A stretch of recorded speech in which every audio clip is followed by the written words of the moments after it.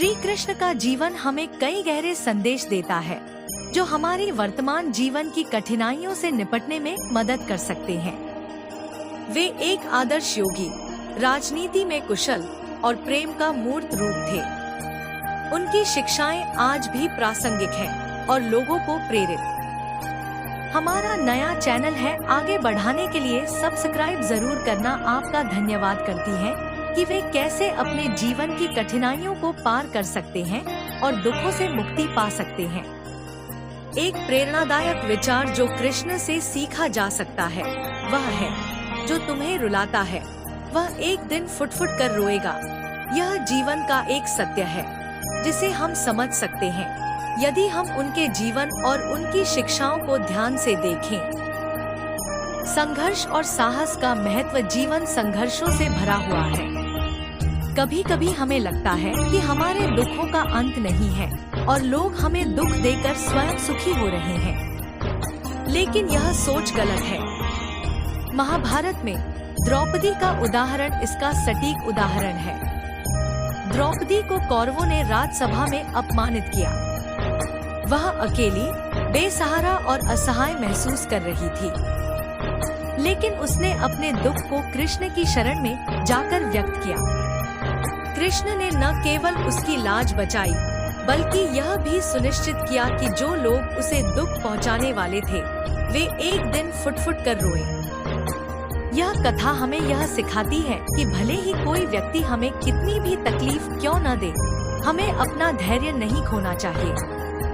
कृष्ण कहते हैं कि धैर्य और साहस ही सफलता की कुंजी है। अगर हम इन गुणों को अपने भीतर विकसित करते हैं तो हमें किसी भी स्थिति में जीत मिलेगी। जो व्यक्ति आज हमें दुखी कर रहा है वह एक दिन अपनी करनी पर पछताएगा और फुट फुट कर रोएगा।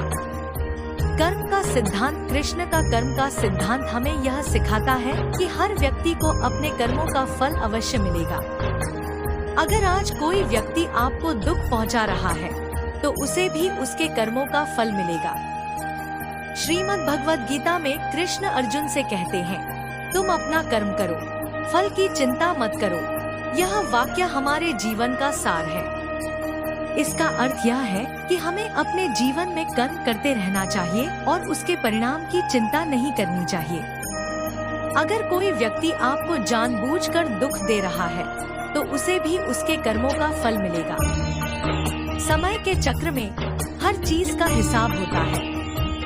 जिसने आज आपको दुखी किया है वह कल खुद अपने कर्मों के कारण दुखी होगा। क्षमा और माफी एक और महत्वपूर्ण बात जो हमें कृष्ण से सीखने को मिलती है वह है क्षमा का महत्व। कृष्ण हमें यह सिखाते हैं कि यदि हमें सच में सुकून चाहिए तो हमें क्षमा का गुण अपने भीतर विकसित करना होगा। द्रौपदी ने जब कौरवों का अपमान सहा तो वह बहुत आहत हुई, लेकिन अंत में उसने उन्हें क्षमा कर दिया। क्षमा करने से न केवल हमारा हृदय हल्का होता है बल्कि हमें आत्मिक शांति भी मिलती है। क्षमा करने का अर्थ यह नहीं है कि हम अपने आत्मसम्मान का त्याग कर रहे हैं, बल्कि यह दिखाता है कि हम कितने महान हैं। जो व्यक्ति आपको दुख पहुंचा रहा है उसे एक दिन अपने किए पर पछतावा होगा। वह फुट फुट कर रोएगा, लेकिन तब आप उसे क्षमा करके अपनी महानता का प्रदर्शन करेंगे। विनम्रता का महत्व, कृष्ण की जीवन शैली में विनम्रता का बहुत बड़ा स्थान है। वह भगवान होते हुए भी सदा विनम्र रहे। महाभारत में जब युद्ध के दौरान अर्जुन को मोह हुआ और वह युद्ध करने से मना करने लगे, तब कृष्ण ने उन्हें विनम्रता के साथ समझाया और उनका मोह भंग किया। उन्होंने न केवल युद्ध का मार्गदर्शन किया बल्कि जीवन का सही मार्ग भी दिखाया। विनम्रता एक ऐसा गुण है जो किसी भी स्थिति में व्यक्ति को बलवान बनाता है। अगर कोई आपको दुख पहुंचा रहा है तो आप अपनी विनम्रता के बल पर उसे हरा सकते हैं। याद रखें, कृष्ण का कहना है कि असली शक्ति विनम्रता में होती है। समय के चक्र का महत्व, कृष्ण के अनुसार समय सबसे बड़ा बलवान है। समय हर किसी को उसकी करनी का फल देता है। आज जो व्यक्ति आपको रुला रहा है वह समय आने पर स्वयं रोएगा। महाभारत की पूरी कथा में समय की भूमिका प्रमुख है। युधिष्ठिर को जुए में हराने के बाद द्रौपदी का अपमान हुआ, लेकिन समय बदला। अंत में वही कौरव जिन्होंने द्रौपदी का अपमान किया था, युद्ध में मारे गए और उनके वंश का अंत हो गया। यह हमें यह सिखाता है कि समय सबसे बड़ा न्यायाधीश है। हमें केवल सही राह पर चलते रहना चाहिए। कृष्ण ने सदा यह कहा है कि समय का चक्र चलता रहता है। आज जो आपको दुख पहुंचा रहा है, वह समय आने पर अपने कर्मों का फल भोगेगा और फुट-फुट कर रोएगा। इसलिए हमें चिंता करने की आवश्यकता नहीं है, बल्कि हमें समय का इंतजार करना चाहिए। प्रेम और स्नेह की शक्ति। कृष्ण का जीवन प्रेम और स्नेह से भरा हुआ है। वह राधा से प्रेम करते थे, लेकिन वह प्रेम आत्मिक था। उन्होंने यह सिखाया कि जीवन में प्रेम सबसे बड़ी शक्ति है। यदि हम अपने भीतर प्रेम और स्नेह को स्थान देते हैं, तो हम किसी भी परिस्थिति से लड़ सकते हैं। प्रेम में इतनी शक्ति होती है कि वह बड़े से बड़े दुख को भी मिटा सकता है। जो व्यक्ति आपको दुख पहुंचा रहा है, उसे प्रेम से हरा सकते हैं।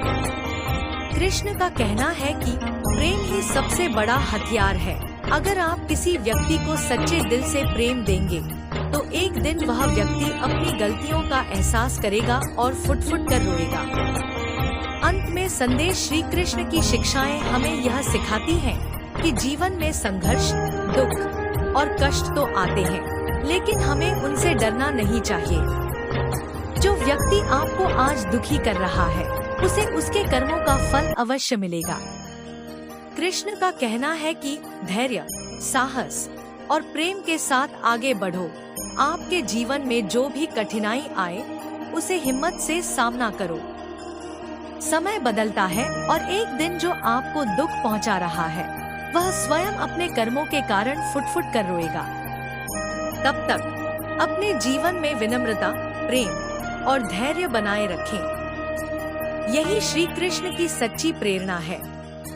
इस प्रेरणादायक कथा से हमें यह सीखने को मिलता है कि जीवन में संघर्ष और कष्टों के बावजूद हमें कभी हार नहीं माननी चाहिए। समय और कर्म के सिद्धांत को समझकर हमें अपने जीवन को सही दिशा में ले जाने का प्रयास करना चाहिए। जो व्यक्ति आज हमें दुखी कर रहा है, वह कल अपने कर्मों के कारण पछताएगा।